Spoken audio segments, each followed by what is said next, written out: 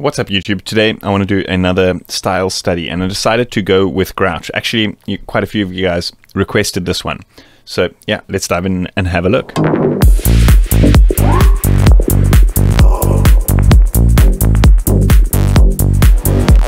So I want to do things a little bit backwards with this series. I think I want to look at some of the kind of like squelchy sound effects and those kinds of things first, and then look at like the bass and kick and stuff later on in the video. I think I've kind of rinsed so many kick and bass tutorials on this channel that it would kind of bore you guys to start a series off with that kind of thing. So yeah, today I want to look at some of these kind of like squelchy, noisy type of things.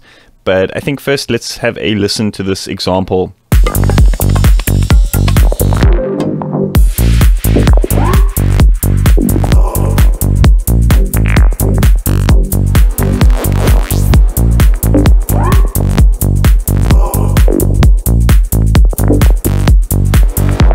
Okay, so keep in mind quite a few of the sort of sound effects and squelchy things are based on some randomization and stuff, which I'm going to get to shortly. So it might not sound exactly how we want it to be in the kind of final round. And there's a couple of things here which I want to get to in terms of like processing and stuff. But I think let's dive into firstly these kind of like random squelchy sounds that you're hearing here. And I'll show you guys how I crafted this sound.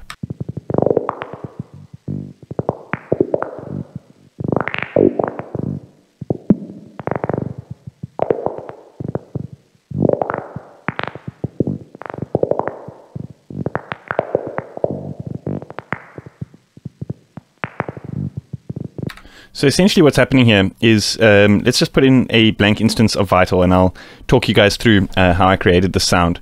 So essentially what's happening is just a very, very low pitched saw wave with some randomization on on the pitch and some randomization on a bandpass filter.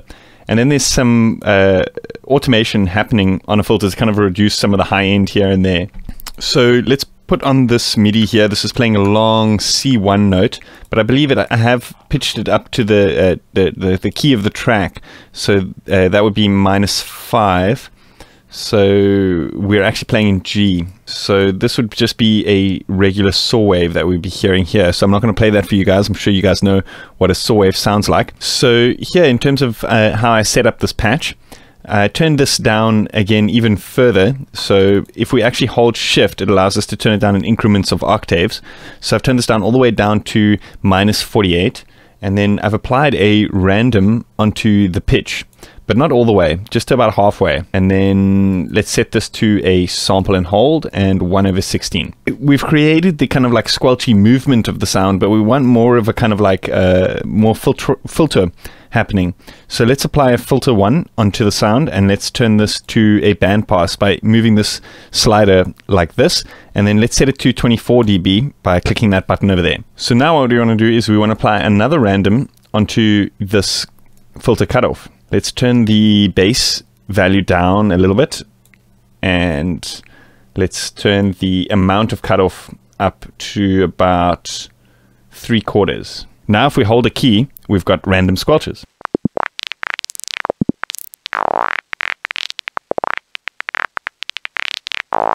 So here what I want to do is just solo that channel. Okay, cool, it's soloed, and then I can play this while we tweak some sounds here. So I also put in a compressor to kind of like highlight some more of the kind of top end of the sound. I used a filter after that, 24 dB filter. I just turned the resonance down and then actually modulated this one by hand using automation in the channel.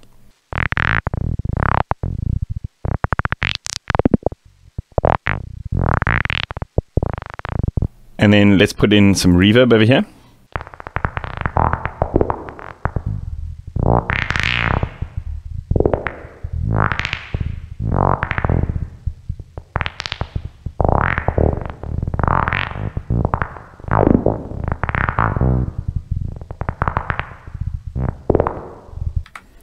So because the sound is based on randomization, I generally find the best way to do this kind of thing is to render out like a large portion of the sound. So I'm going to go back to the sound that I've pre-baked and just render out a large portion of that, and then we can cherry pick some of the best parts and arrange it in a kind of interesting way. So here, generally speaking, what I do is I tend to remove all the time-based effects. So let's remove like reverbs and delays and that kind of thing, because when we chop the sound up, we don't want that tail of that reverb or that delay to be chopped along with the sound. So we can apply that further onto the actual audio channel. So here, let's go ahead and render a large portion of this out. So we've got our audio file over here. So because the randomization of the filter was stepping in 1/4 increments, what we can do is we can actually chop this entire section that we've recorded out into 1/4 increments by holding Alt and then slicing the first one. And then I'll just let it play, and then I'll use the mute button to actually just turn off segments which I don't think are that great. So let's just play through this and do so. We can go ahead and apply some reverb again once we've bounced this down, just to get more of an accurate reference of kind of what the sound is going to sound like, you know, in the end.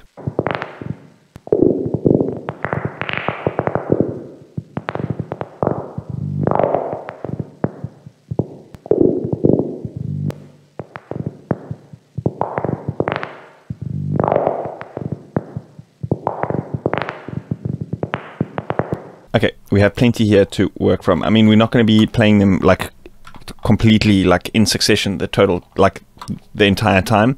We want to like spread them out quite sparsely and maybe put like effects and stuff on it, like delays and stuff. I think that could be really cool. Some of them you may notice have like some tails from the previous ones and stuff. So I'd probably go in now and like clean them up by putting fade outs on each of them and just checking that they kind of start at the time you'd like them to start, if that makes sense. So you can kind of like, let me just set this to adapt zoom, and then we can always make them like a little bit shorter and that type of thing, just so we've got like cleaner cuts. So let's just go through it while we do that.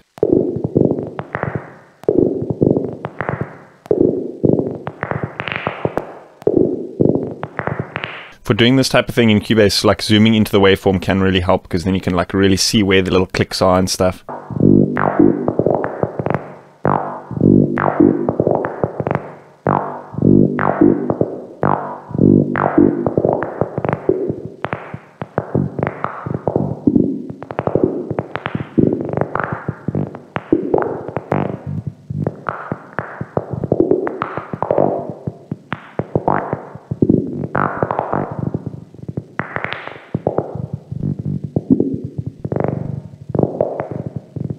So I guess then the trick is to, you know, spread them out a little bit more sparsely while the track is playing, find the groove, slot them in, that kind of thing. You may want to rearrange like the position of them and that kind of thing. So what I'm going to do here is I'm going to duplicate the track, and then we can remove all the elements and copy them onto the new track. So we can actually just mute this one and then copy these onto the new track. We can maybe put on some delays and stuff, but let's just see how it goes.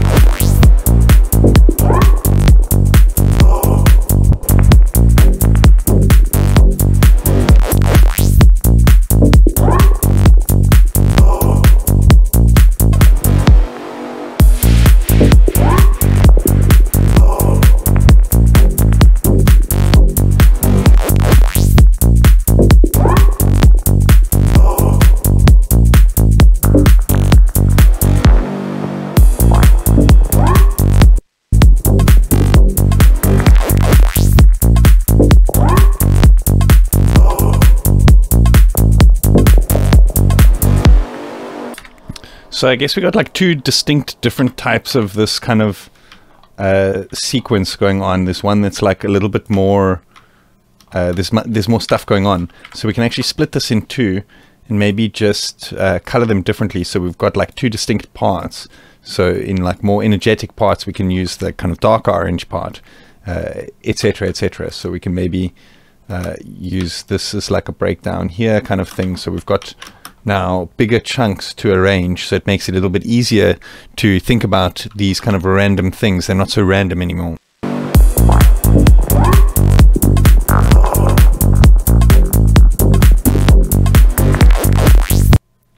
So here we've got like a simple kind of sine wave lead thing that plays quite a main theme kind of part in the track. It's very simple. It's just a basic shaped sine wave, a bit of high pass filter just to remove some of the low end, and a little bit of reverb on there. That's it. I think the main kind of sound here comes from how it's kind of sequenced to give it like a very playful kind of vibe, if that makes sense. So like how the melody plays. So if you guys are going to copy this melody, just one thing to keep in mind. These are slightly off the grid. There's like a polyrhythmic thing going on here. These are triplets, these last 6 notes over here. So it kind of like does, like I said, a polyrhythmic thing. And also another thing to note is that this is detuned. So it's transposed by -5. So if you are going to copy that MIDI across, then just know that it's not actually in C minor. It's in G minor. So here there's a kind of thing that in the reference track that I was using, this kind of melody does this really cool kind of like sound effecty kind of thing, but I don't want to ruin the kind of theme of this track, of this kind of sound. So let's duplicate it, and then we can add some effects and stuff to the duplicated version. So the effect here that I kind of want to create is a kind of dub delay thing, which maybe speeds up, and we can kind of use that to transition into a bit of a pad, but I'll show you a cool little trick to do that. So here let's use instead of like traditionally how we would do this is by putting like the delay here on the channel. Here what I want to do is use this as a send. So here let's go add effects to selected track, and let's use color copy. And then we can add another one here for reverb. So now we've got these tracks basically separated. We can record them out as their own channels and then like mix them back in, you know, as we want. And I find that this is a little bit more of a kind of powerful way of doing these kind of like dub delay transition things, especially in terms of reverbs, which I'm going to show you a little bit later on. But let's just set this up so that the delays mix is 100%.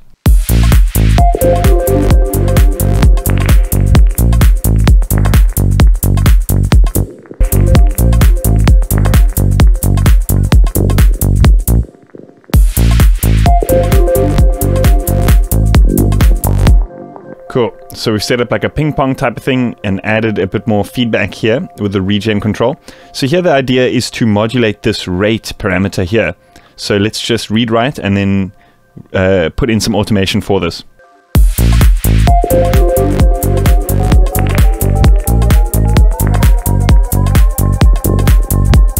So we may want to actually go in there and make it a little bit smoother.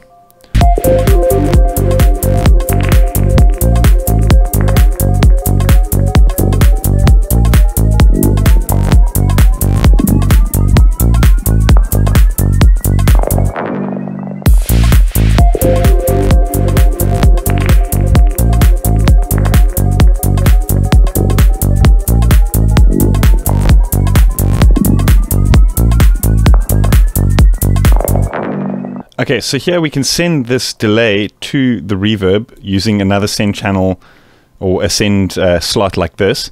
And here what we can do is we can automate this like upwards to create like more send to the reverb. And it creates like an interesting transition effect that you can kind of create these pads and stuff out of.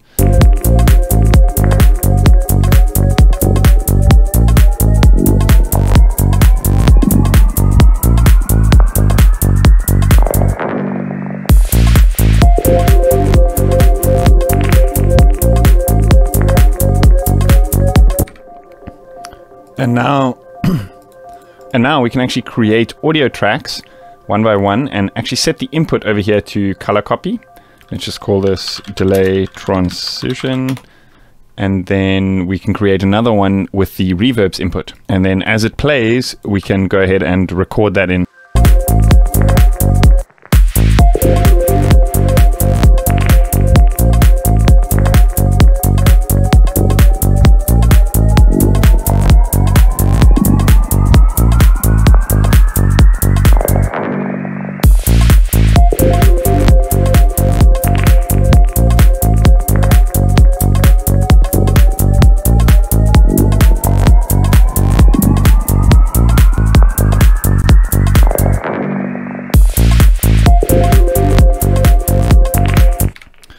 Okay, there's one more sound that I kind of want to create in this episode, and that I believe is done using modulated delay times. So this particular sound, I didn't think I quite got it there, but I just wanted to kind of outline the beauty of like creating these sounds where you modulate delay times, where you can create like such a simple sound like a sine wave into these like weird warpy type of sounds.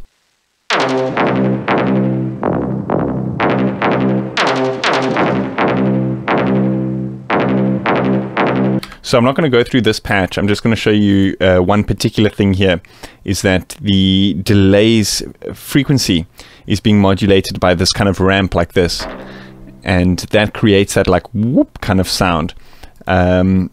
So what I want to do is I want to use drum samples, and we can experiment here a little bit with kilohertz snap heap, and we can use envelope followers to actually control the delay times and that kind of thing, and we can input a bunch of different samples to see like these interesting what kind of interesting things we can come up with. Okay, so here I've loaded up a hi-hat sample.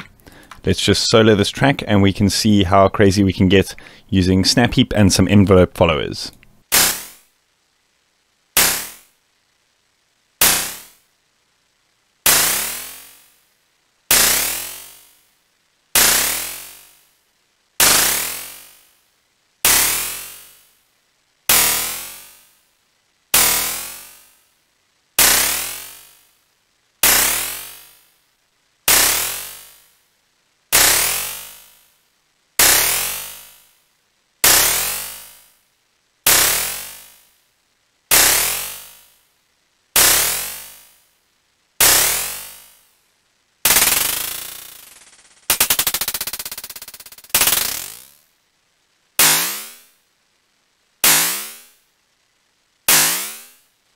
So what we can also do is we can set up an LFO here and set this to sample and hold, and we can actually set this to only re-trigger when there's a source coming through the gate like this. So it creates like almost like a note on random for each time a kind of sound is received at the input. So we can use this to kind of create all sorts of weird like variations that we can kind of render out. So then let's even jump into this envelopes, and we can use those random settings to modulate some of these envelopes as well.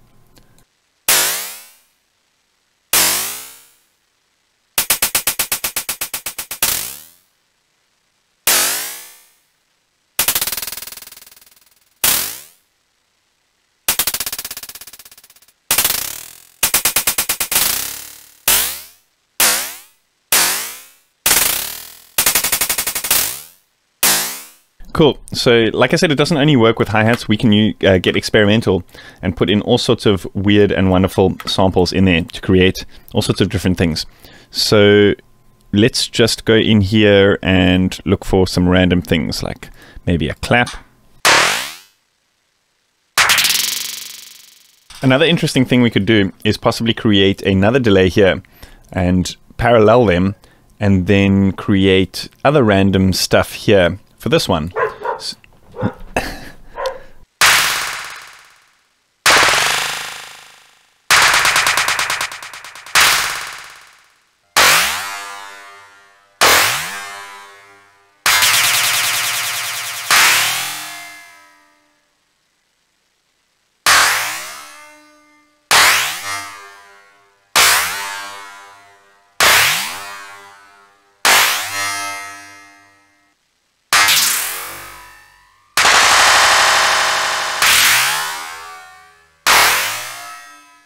So let's try other things, like let's maybe try some kicks. I think that could be interesting.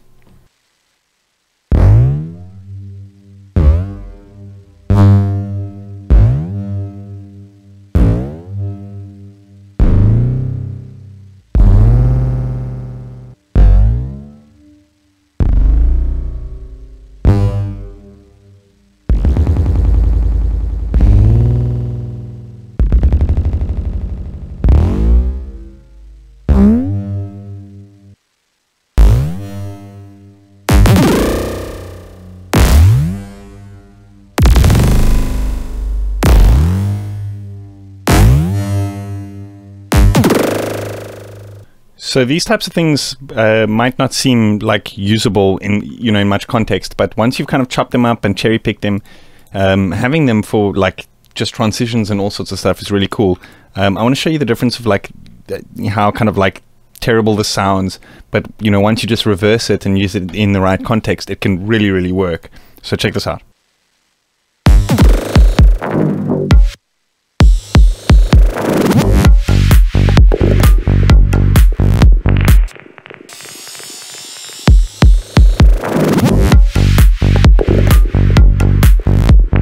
Here's another example of something that's like really, really kind of like out of time, these delays here, but I think this could really work to create like a bit of a polyrhythmic thing if we just kind of chop it sensibly. For example, like here we've got a main hit and then these kind of like tails come in.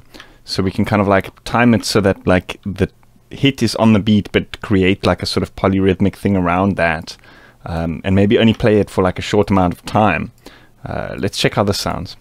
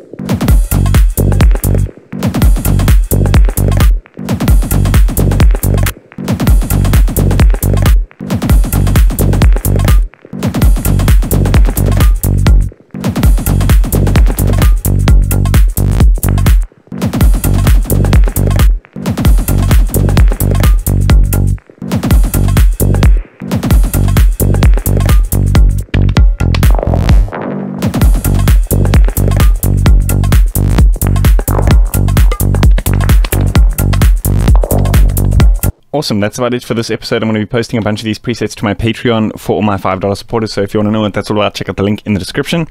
Yeah, I hope you guys enjoyed that. Let me know what you think in the comments, if I haven't said that already.